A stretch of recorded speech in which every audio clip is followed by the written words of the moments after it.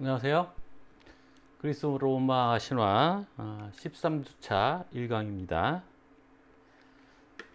자, 우리가 지난 시간까지 지난 시간부터 에, 헤라클레스의 마지막 위협들, 그러니까 6개는 펠로폰네소스 반도 내에서 이루어졌고 나머지 6개는 세상의 끝들, 그리고 뭐 하데스 이렇게 이루어지는 그 모험들을 얘기하고 있었고, 그러니까 뒷부분에 6가지가 좀 남아서 그 부분을 하고 있습니다. 그래서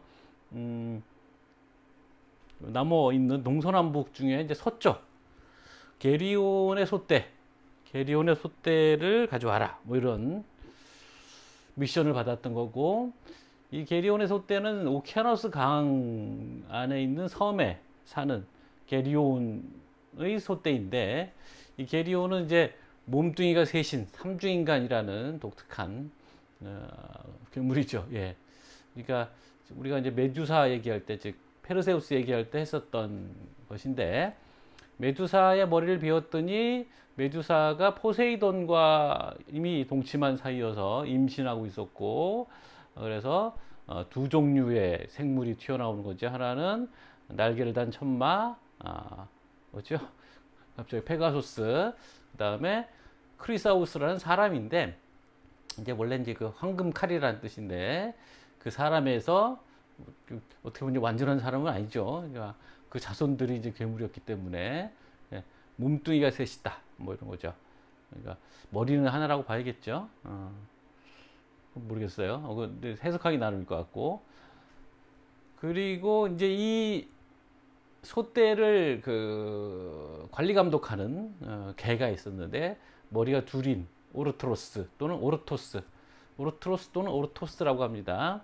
이것도 앞에서 한번 나왔던 건데, 다른 괴물들의 아버지격이 되는 케르베로스, 예, 저승에 계어 있던 케르베로스가 아마 이 오르트로스의 자손이죠.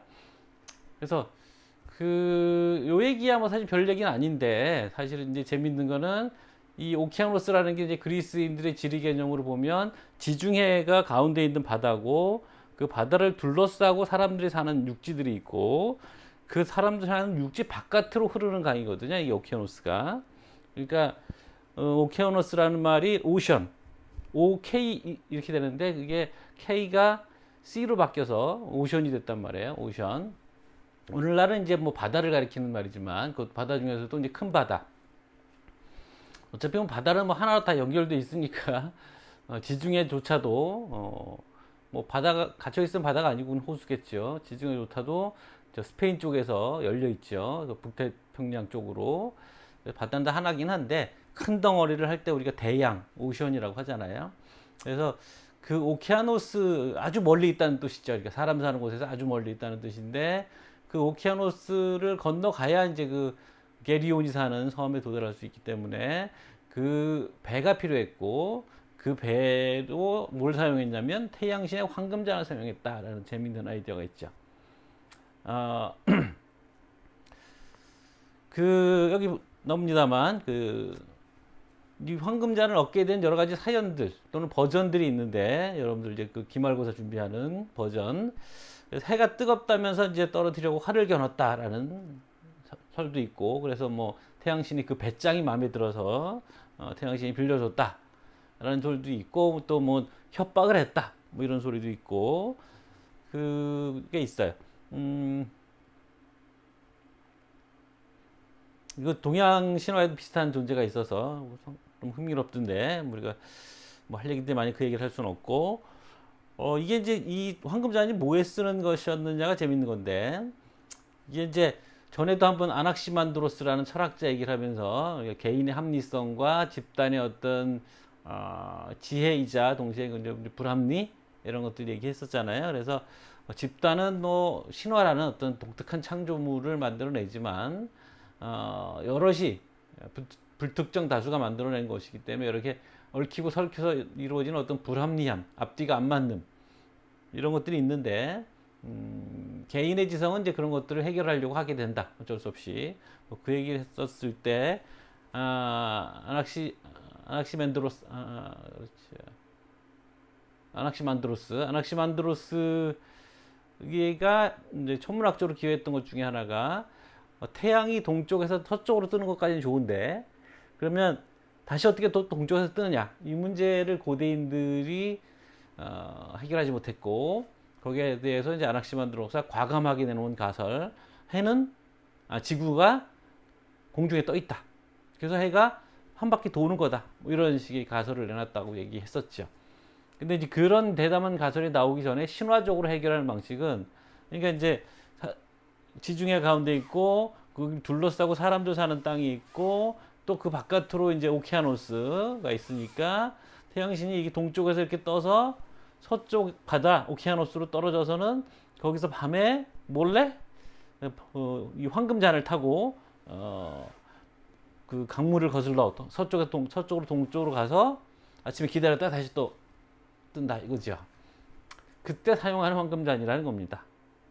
그래서 그게 이제 그 신화적으로 설명하던 방식이고 여기도 뭐 이제 솥대를 가져오는데 그 문제는 이 솥대를 뭐 싣고 또 뭐 육지에서 바다에서 육지로 뭐 이렇게 옮겨야 되니까 중간에 이제 헤라가 이제 추동질해서 솥대를 뺏으려는 자들이 여럿이 있었던 거죠. 그러니까 그 중에 하나가 이제 불을 뿜는 카쿠스라는 인간이 있었고 또 헤라가 쇠파리를 보내서 솥대를 흩어놓는 바람에 다 차지를 못하고 일부는 이제 히랍 북부로 가서 들소가 됐다. 그래서 히랍에 들소가 없는데 그것이 예전에 있었던 것에 대한 뭐 설명하는 원인설하다 뭐 이런 얘기도 있고요. 자, 이게 이제 게리온 머리도 셋으로 해놨네 여기 보이시죠? 몸통이 셋이고 다리도 셋. 그러니까 뭐 결국 삼중인간인 거죠. 나는 좀 더 기괴하려면 뭐 하체가 다리 하체는 하나고 몸통이 셋이고 머리 하나고 뭐 이러면 더 기괴할 것 같은데 그냥 세 사람이 합쳐진 형태인 거죠.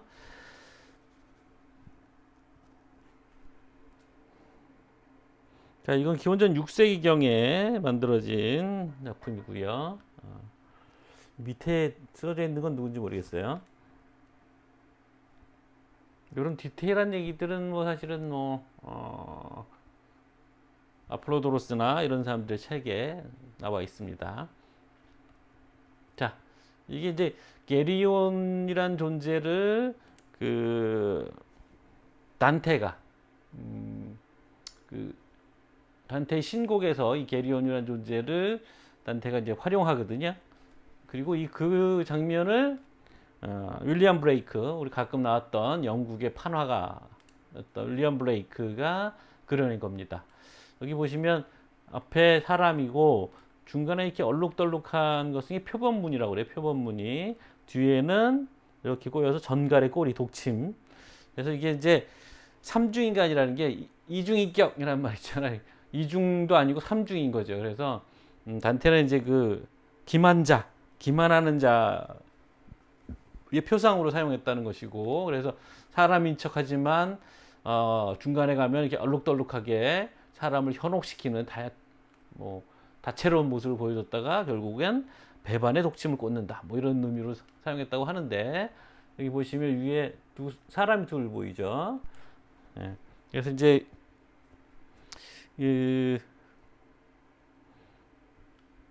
지옥으로 내려갈 때 이걸 타고 내려간다는 겁니다. 그래서 두 사람은 한 사람 단테일 거고 다른 한 사람은 바로 베르길리우스, 아에네이스를 썼던 단테가 존경했던 로마의 신 베르길리우스가 영혼의 상태로 단테를 저세상, 저승 구경을 시켜주는 거죠. 그래서 이제 이것도 굉장히 뭐 여러 가지 생각해서는 해석인데, 그러니까 이제 단테는 시를 쓰는 문학자잖아요. 문학이라는 건 기본적으로 허구란 말이에요. 근데 그 허구가 기만을 사용하는 거니까 어떤 의미에서. 근데 그 문학이 사용하는 허구와 기만이라는 건 어떤 의미에서는 위험한 거고 또 어떤 의미에서는 불가피한 건데 그것을 베르길리우스라는 위대한 지성이 보장해주고 있다. 그러니까 받쳐주고 있다. 뭐 이런 식의 해석을 하는 거라고 하더라고요. 이제 강대희 선생님 책에 나오는 얘기입니다. 자, 뭐 윌리엄 블레이크 작품치고는 뭐 귀엽다고 해야 되나요? 뭐 그런 거고요. 아까 그 윌리엄 블레이크 작품은 1824년에서 27년 사이에 만들어진 작품이었고요.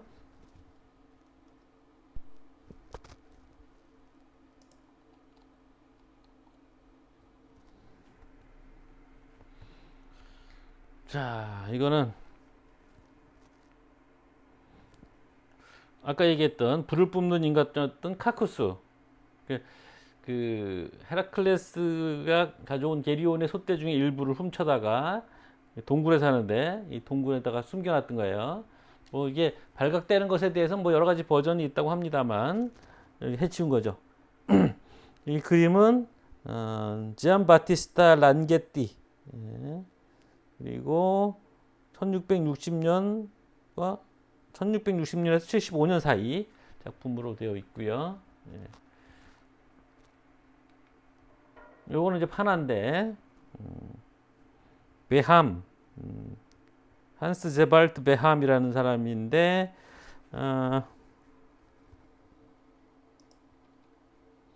이 책에 들어간 사파에 그렸던 저거죠.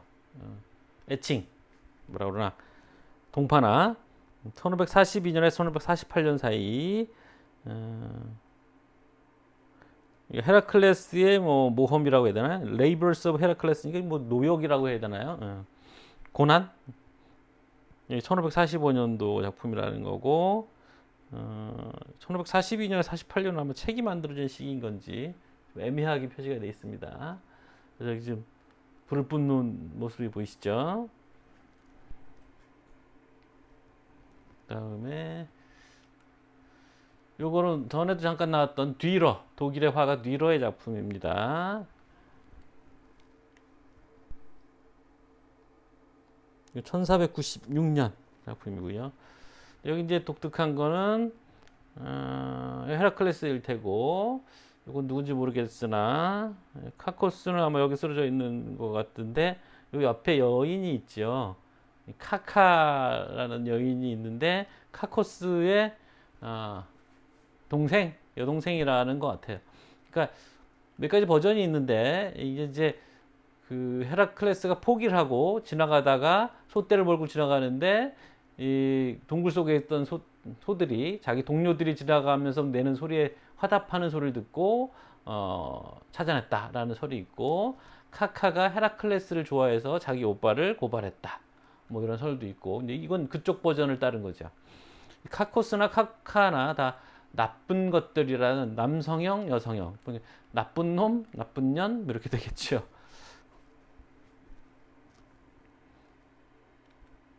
자, 이거는 뭐 지금도 있는 진영인데 헤라클레스의 기둥이라는 게 있습니다. 그래서 이제 그 서쪽으로 갔다고 했잖아요. 그러니까 지중해에서 서쪽이니까 그게 이제 유럽의 끝으로 가고 있는 거죠. 그러니까 영국은 섬이니까 그 당시 영국은 잘 안 알려져 있던 곳이고, 그러니까 그리스인들 같은 세계관에서 보면 그 영국은 없는 세계, 이게 오키아노스 쪽에 있는 거잖아요. 그래서 없는 세계고 그 육지의 끝에서 만난 지점에 헤라클레스가 이 게리온의 솥대를 찾아가는 길에 육지의 끝을 간 거죠. 세상의 끝을 간 거죠. 서쪽 끝. 그래서 그 기념으로 거기다 기둥을 2개 세웠다라는 거예요. 이게 이제 그 기둥 중에 하나입니다. 지브롤터 해협 쪽에 있는 스페인 쪽인데 이 지역은 영국령이라고 하더라고요. 아직도.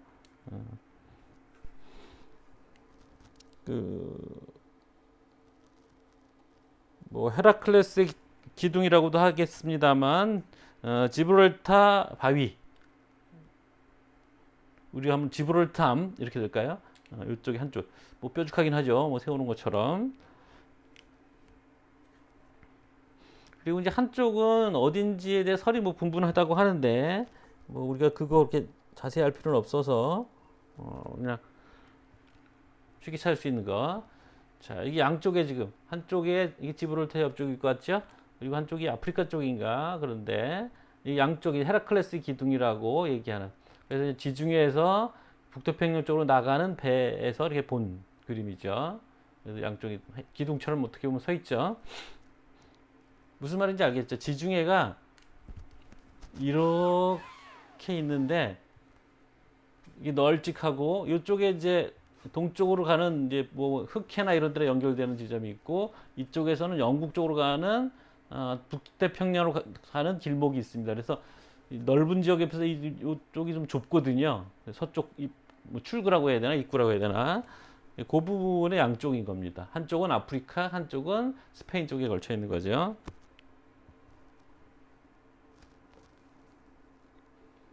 그래서 이게 아프리카 쪽에 있는 걸 제벨 무사라고 해요. 제벨 무사. 아프리카면 이쪽이 아프리카일 것 같죠? 방향상 이렇게 나가는 길이라고 생각하면 이게 지중해 쪽에서 바라본 거라고 하니까.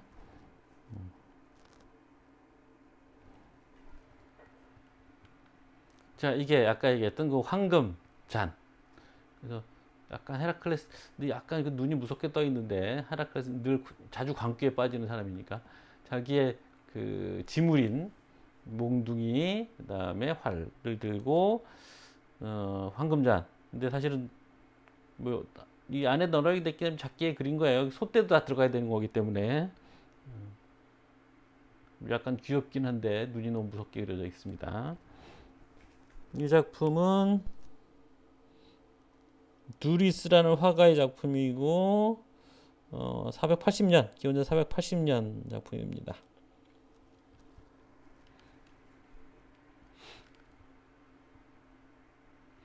자, 그 다음에 이제 그러고 나면 남는 곳이 세상 끝과 저승입니다. 참 뭐 막연한 말이죠. 이게 동서남북을 다 돌아다니고 그러고 나선 세상 끝. 그럼 세상은 끝은 동쪽이 끝인지 서쪽이 끝인지 동서남북 어느 쪽인지 알 수가 없죠. 그러니까 이건 이제 이 세상이 아니라는 소리죠. 어떤 의미에서. 또는 이 세상과 저 세상의 경계에 있는 곳일 수도 있고. 자, 이 세상 끝에 무슨 일이 누가 있냐면 헤스페리데스라는 뭐 일설로는 아틀라스의 딸들이라는 얘기가 있는 그런 존재들이 있고 그래서 이 오케아노스 여기도 이제 오케아노스 근처인데 그렇겠죠. 어차피 세상 끝이니까 정원이 하나 있고 거기에 이제 헤라가 그 제우스와 결혼할 때 가이아로부터 받은 그러니까 할머니 격이 되나요? 가이아로부터 받은 황금사과 나무가 있습니다. 그래서 그 황금사과 나무를 지키는 존재들이 헤스페리데스입니다.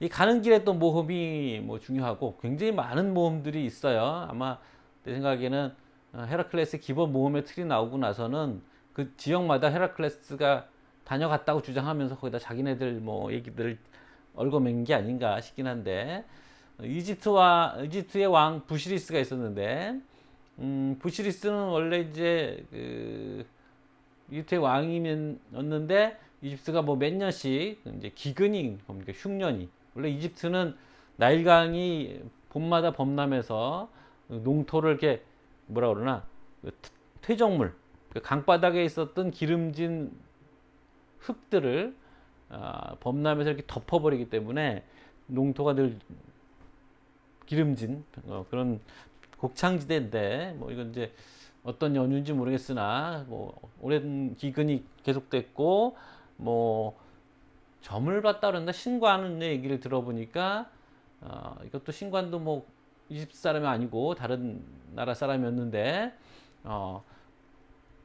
이집트 사람이 아닌 다른 사람 나그네를 붙잡아다가 해마다 제물로 바치면 그 기근을 벗어날 수 있다. 뭘 했다는 거예요. 그래서 부시리스가 바로 그 외국인 예언자부터 잡아서 제물로 바치고 그때부터 계속 매년 제물로 바쳤는데 헤라클레스를 붙잡은 거죠. 그래서 거꾸로 다 몰살을 당했다. 뭐 이런 얘기가 있고요. 또 안타이오스라는 존재랑 씨름을 하게 되는데 뭐 포세이돈의 아들이라는 얘기도 있고 가이아의 아들이라는 얘기도 있어서 땅에 붙어 있는 한 힘이 다시 생겨나는 그래서 어쩔 수 없이 헤라클레스가 공중에 들어올린 채 쫄라서 죽였다. 뭐 이러는 존재도 있고요. 안타이오스. 그 다음에 이제 네레우스 얘기는 네레이데스라고 전에 한번 얘기한 적이 있습니다. 50명의 딸을 낳았던 바다의 신이기 때문에 다산 물고기가 알을 많이 낳잖아요. 그래서 이 네레우스를 찾아갔는데 보통 이제 바다의 신들이 길을 가르쳐 주는 존재들이 많아요. 프로테우스라는 존재도 있었는데 이 네레우스는 이제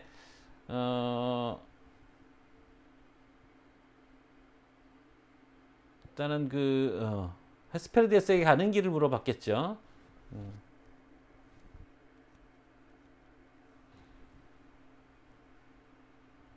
그래서 이제 그 물어보기 위해서 갔는데 바다의 신들이 다 그렇듯이 자기 모습을 자꾸 바꿉니다. 물의 신이니까 물은 뭐 그릇에 담는 그릇의 모양에 따라 달라지잖아요. 그래서 여러 모습을 변해도 끝까지 붙들고 있으니까 이제 변하다 지쳐서 본 모습으로 돌아와서 이제 길을 가르쳤다. 뭐 이런 얘기가 있고요.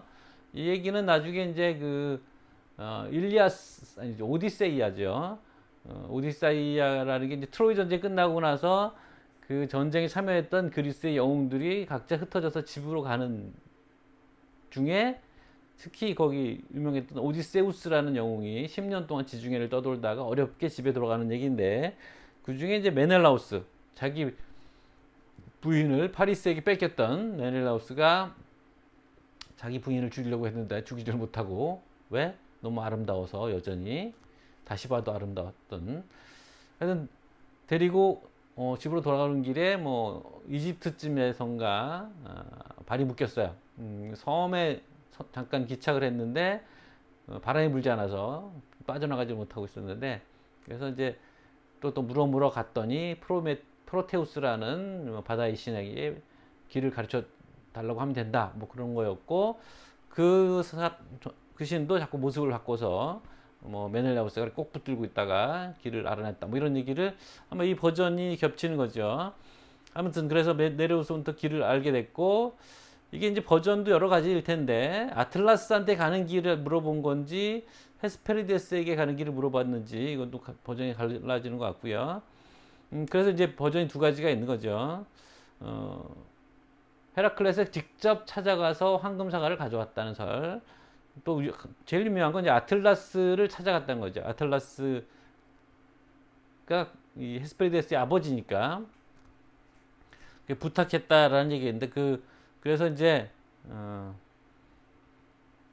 그러면서 사실은 이 전에 역시 여기 빠져 있는데 프로메테우스 인간들에게 불을 가져가 줬다는 이유로 제우스에게 벌을 받아서 코카서스 산 바위산에 쇠사슬로 묶여 있으면서 매일매일 독수리가 찾아와 관을 쪼아먹고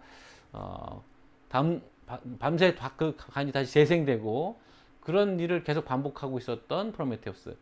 관이 역시 이제 재생력이 좋다는 얘기인가요? 아무튼 그를 풀어줬어요. 그랬더니 이제 프로메테우스는 예언자의 모습을 하고 있었죠. 그래. 미리 생각한다라는 뜻이니까 프로메테우스가. 그래서 이제 그 아틀라스 이 헤스페리데스의 황금사과를 가지러 가는 길이니까 이제 몇 가지 조언을 해줬는데 아틀라스에게 부탁을 해라. 다만 아틀라스가 그렇게 하면 아틀라스가 이제 역시 제우스에 대항한 죄로 그 천구 내지 하늘을 이고 있었잖아요. 그래서 제우스 가서 부탁을 하면 아틀라스가 그럼 잠깐 너보고 이걸 지고 있으라고 할 텐데 그건 좋은데 사과를 가져와서는 자기가 직접 갖다 주겠다 에스테우스에게 뭐 그런 소리 할 텐데 그러면 이제 기약이 없는 거죠. 내내 지고 있어야 할 수도 있잖아요. 그러니까 꾀를 가르쳐 준 것이 그러면 한참 지고 있어야 되니까 내가 잠깐 지고 있을 때는 뭐 자세가 불편해서 괜찮았는데 이제 한참 지고 있어야 될 테니까 좀 자세를 고쳐 잡고 어깨 받침대도 좀 제대로 놓고 이렇게 하자 뭐 이렇게 그럴 테니까 네가 잠깐 또 지고 있어라 뭐 이런 거죠. 그 사이에 아틀레스가 그 얘기를 듣고 딱 받고 교대해 줬는데 헤라클레스가 그냥 와버린 거죠. 뭐 이런 얘기가 버전이 있고 근데 이제 스스로 가서 거기 이제 헤스페리데스만 있었던 게 아니고 라돈이라고 하는 머리가 100개 달린 뱀도 있었던 겁니다. 그래서 그 라돈을 죽이거나 재우고 가져왔다. 뭐 이런 얘기도 있습니다. 그래서 뭐 헤스페리데스들은 그 황금 사과를 뺏겨서 나무가 돼 버렸다. 슬퍼서 뭐 그런 얘기도 있습니다. 자 여기 보시면 뒤에 황금 사과 뭐 있죠?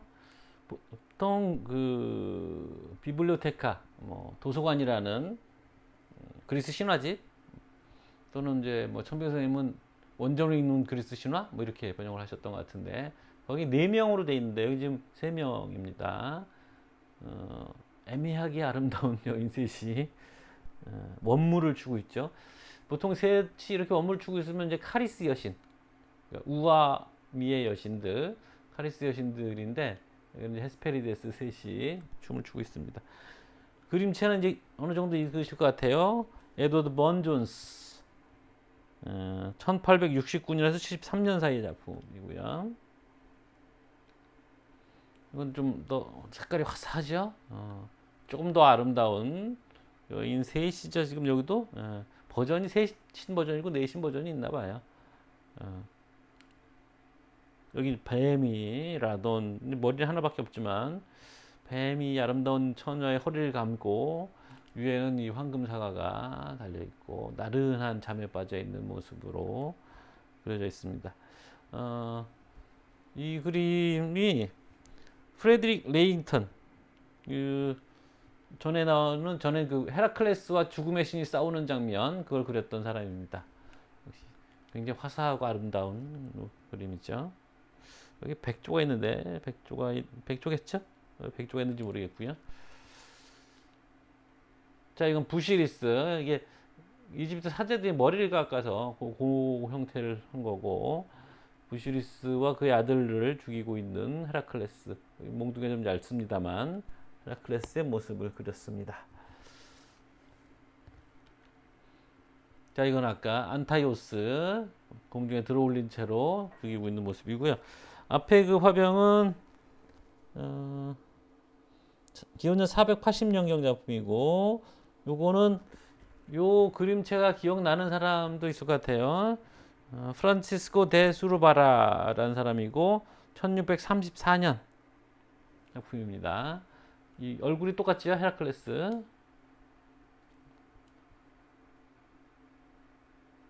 그때는 그 네미아의 사자를 죽이는 장면이 아니었나 싶은데 그 화가가 그렸던 그림. 자, 여기 이제 아까 얘기했던 네레우스입니다. 바다신인데 뒤에 이제 물고기 꼬리를 하고 있죠. 여기는 물고기 한 마리를 앞에 붙들고 있는 것 같고, 이거는 기원전 5세기경 작품이고요. 자, 이건 헤라클레스가 역시 이번에 이제 사람 모습을 하고 있죠. 여기 물고기 하나 듣고 있고 이 네레우스를 붙들어 놓고 길을 물어보는 장면입니다. 이거는 뭐 레슬링을 하고 있다고 뭐 하고도 돼 있습니다만, 이건 기원전 5세기. 훨씬 적극적으로 이건 그야말로 레슬링을 하고 있는 거죠. 그래서 이제 레슬링의 기원 같은 데를 뭐 이런 데서 잡기도 하는 것 같아요. 그래서 이건 기원전 6세기 작품.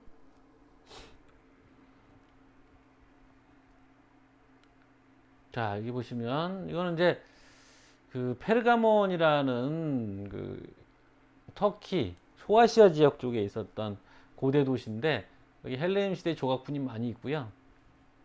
여기가 이제 페르가몬 재단 있는 부조인데, 순서를 보면 오케아노스 왼쪽부터, 근데 이거는 이건 아마 아테네 여신일 거고, 이 머리끄댕이 잡히고 있는 존재는 기간테스, 그다음에 도리스, 그리고 이쪽에 네레우스, 뭐 이렇게 되나 봐요. 뱀이 여기 있고,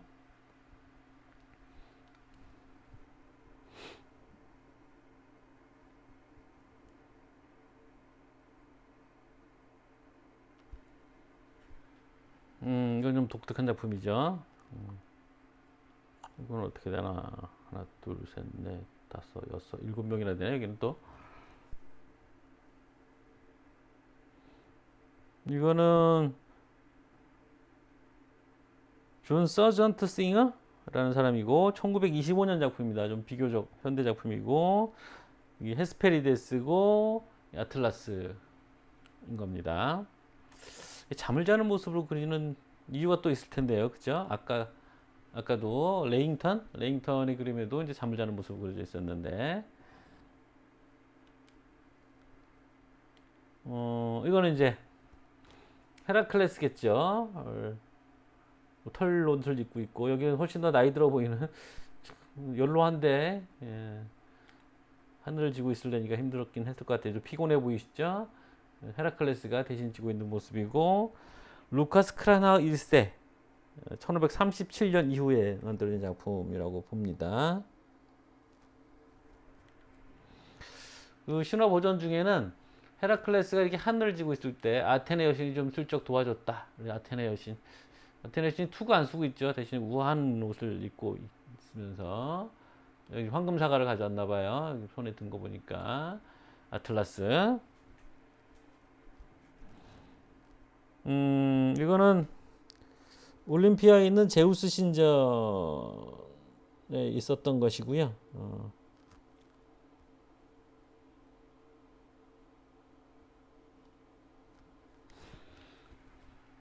이제 메토프 이런 거겠죠.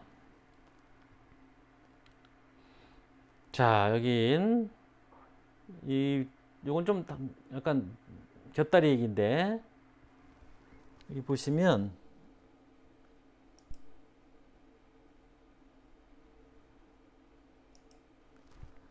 이걸 확대해 보시면 이 황금 사과를 주고 있고 받고 있는 쪽이 헤라클레스가 아니고 지금 오스타서는 여인이잖아요. 여기 이제 5명인데 여기는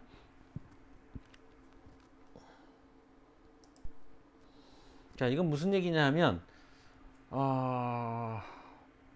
우리가 아마 하게 될 텐데 그 트로이 전쟁의 역사를 거슬러 올라가게 되면 트로이 전쟁의 그 발발 원인이 뭐냐면 테티스 여신과 펠레우스라는 인간 남자가 결혼을 하게 됩니다. 거기 사연에 또 제우스가 껴 있어요. 테티스가 이제 바다신 네레우스의 딸인데 제우스가 눈독을 들이고 있었고, 근데 역시 신탁이 떨어져서 제우스와 테티사의 자식이 생기면 그게 이제 제우스를 왕좌에서 몰아날 것이다. 뭐 이런 신탁이 떨어져서 차마 탐하지 못하고 인간에게 결혼을 시켰다는 거죠. 펠레우스라는 인간에게. 그래서 그 테티스는 사실 별로 안 좋아했어요. 어쨌든 뭐 시키니까. 그래서 펠레우스와 제우스가 결혼을 하는 결혼식 날 피로연 장소에 올림피오스 신들이 다 모여서 축하를 해주고 있었는데, 장소가 장소니만큼 자리가 자리니만큼 브라이어 신을 빼놓은 거죠. 초대를 안 한 거죠. 근데 브라이어 신이 이 앙심을 품고 그 여러 여신들이 모여 있는 장소에 황금 사과를 던지면서 가장 아름다운 여신이 이 사과를 가져라, 이런 거거든요. 그 사과를 얻은 출처인 거죠. 이게 좀 앞뒤가 안 맞는 게 헤라 여신의 정원인데 헤라 여신 거를 가져다가 헤라 여신에게 준다는 게 좀 그렇긴 한데, 어쨌든 헤라 여신 거기 이제 그 사과의 주인이 본인이라고 나서는 여신이 셋이 있었는데 헤라 여신, 그다음에 아프로디테, 그리고 아테네 여신입니다.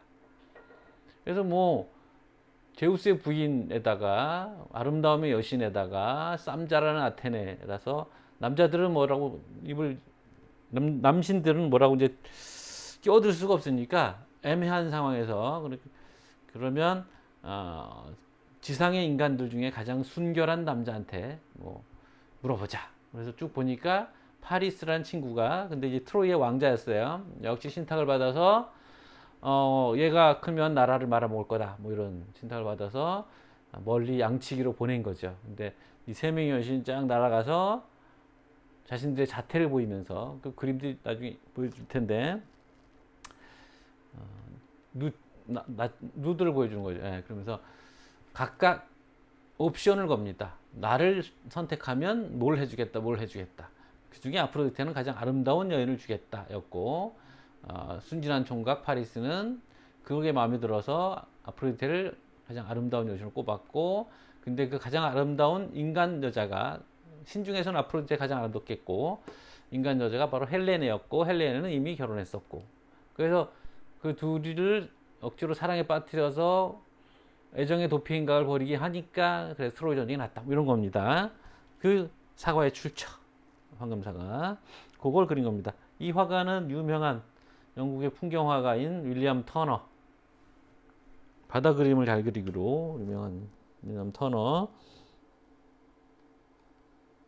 1806년 작품입니다. 뭐가 진짜 세상 끝인 것 같죠? 이게 뭐 좀 절경이 있고. 빨래 하나 여기는. 자, 이거는 뭔가 로맨스를 만들어낸 것 같은데, 헤라클레스와 헤스페리데스. 여기도 세 명이네요.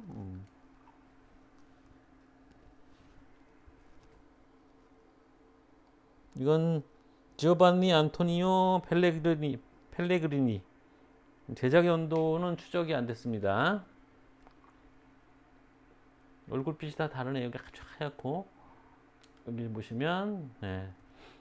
여기는 좀 더 근대적인 해석을 했죠. 이게 마치 무슨 궁전에 있는 정원처럼 돼 있어요. 여기 뱀도 같이 있고, 뱀을 처치하고 있는 것 같죠. 여기 헤스페리데스가 하나, 둘, 셋. 여기도 셋인가요? 내가 숫자를 잘못 알고 있나?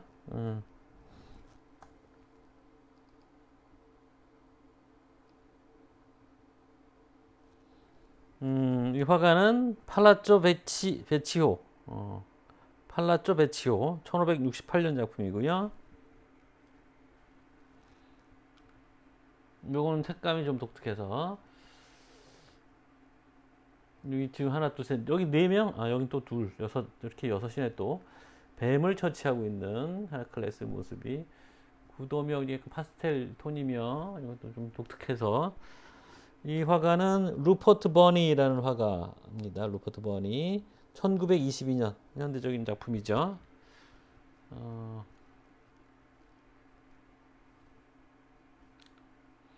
자, 이거 뭐 좀 섭섭해서 지도를 하나 뽑았는데요.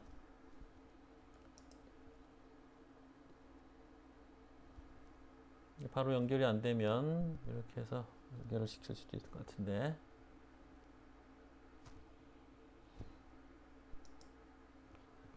그림은 따로 뽑으려 했더니 그림이 따로 안 뽑혀서 홈페이지를, 그러니까 인터넷 페이지를 띄워야 되네. 예.